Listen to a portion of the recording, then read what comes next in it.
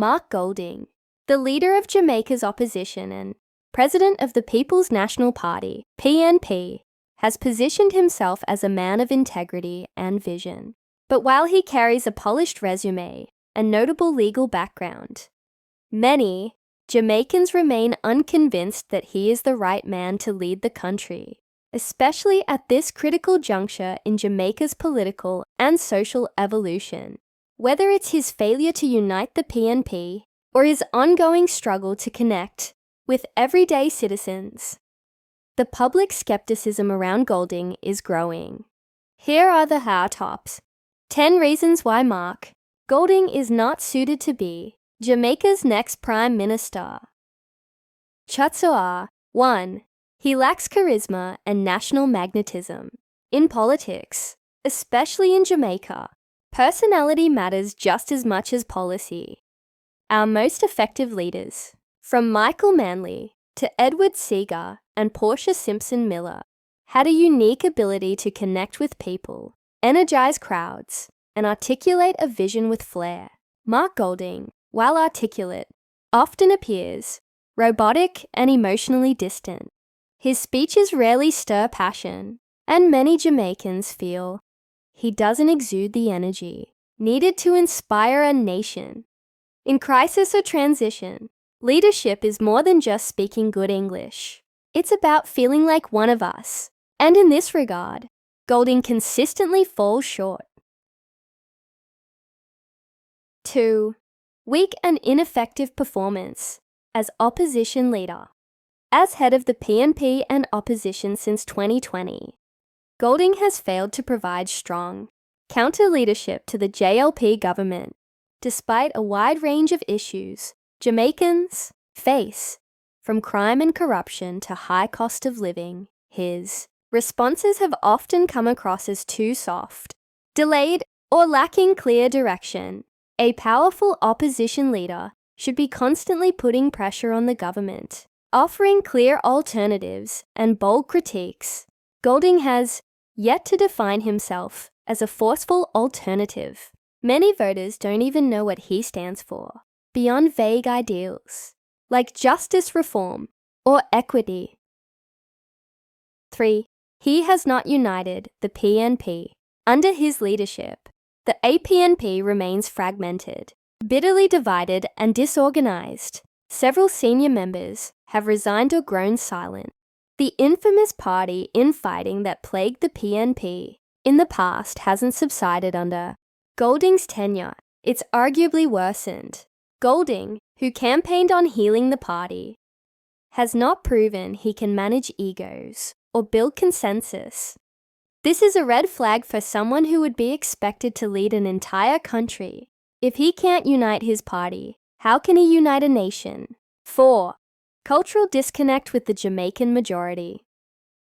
Let's be honest. Golding's image doesn't resonate with the average Jamaican. Born into privilege, educated in elite schools, and raised in uptown circles, Golding is often seen as out of touch with the daily struggles of working-class Jamaicans.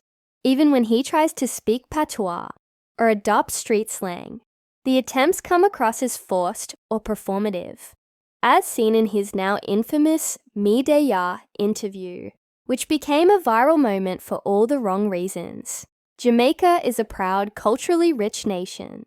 We want leaders who live and breathe the culture, not rehearse it for cameras. 5. Elitist background and limited grassroots appeal. Golding's wealth and social connections give him certain privileges, but they also create a dangerous disconnect. While there's nothing wrong with being well off, Jamaica's Prime Minister must be someone who understands what it means to hustle, to sacrifice, to live hand to mouth. Golding, despite his good intentions, seems more comfortable in boardrooms than in community bars and corners. His lack of organic grassroots appeal makes him seem more like a technocrat than a true people's leader. 6.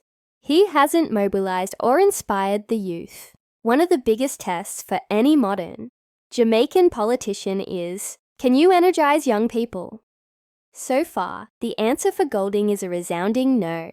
In an era where the youth want leaders who speak their language, understand their realities, and offer hope, Golding has failed to gain traction among this critical demographic. His public events often draw lukewarm turnouts.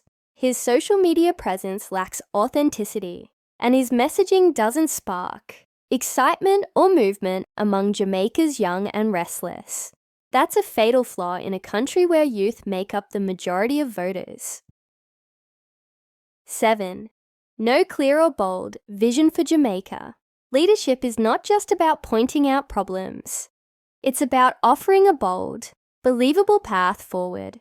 Unfortunately, Golding has yet to deliver a comprehensive vision that excites the country.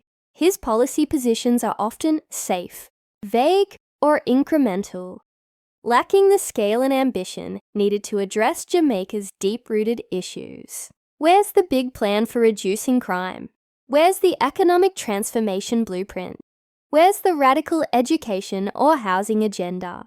In all these areas, Golding has been quiet or underwhelming, leaving many wondering, what exactly would a Golding-led Jamaica look like? 8. Communication struggles and media mishaps. In today's world, image and messaging are everything. Yet, Golding routinely struggles with effective public communication. Whether it's awkward interviews, stilted speeches, or cringeworthy attempts at Jamaicanizing his tone, he comes across as uncomfortable and inconsistent in the public eye. This communication gap is dangerous in a country like Jamaica, where transparency, confidence, and relatability are key political assets.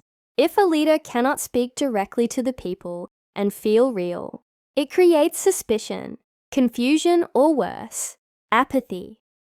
9. Viewed by many as a placeholder, not a powerhouse. There is a growing perception, even within the PNP, that Golding is simply a transitional leader, holding the space until someone stronger, more dynamic, or more relatable comes along. He's seen more as a manager than a visionary. This view undermines his credibility. A prime minister must be seen as the main act, not the opening performance. If the public doesn't fully believe in you, neither will the civil service, foreign investors, nor the broader electorate. 10. Momentum and public confidence are missing. Finally, perhaps the biggest issue is momentum, or the lack thereof. Political momentum is built through movement, energy, and a sense that change is coming. Despite leading a historic party with deep roots, Golding has failed to build real national momentum. Poll after poll shows him trailing behind Andrew Holness, or even independent favorables.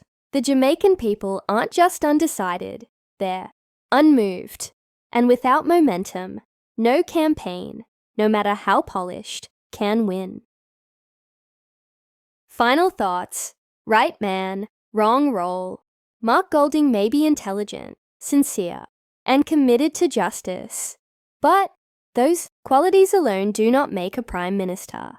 Leadership at this level demands charisma, clarity, cultural fluency, and confidence. And in all these areas, Golding continues to fall short. Jamaica is a country with big problems that require bold leadership. We can't afford a figurehead, a placeholder, or a passionless intellectual. We need someone who can rally the people, stand up to crises, and lead from the front. Mark Golding, for all his strengths, has not yet proven he's that leader.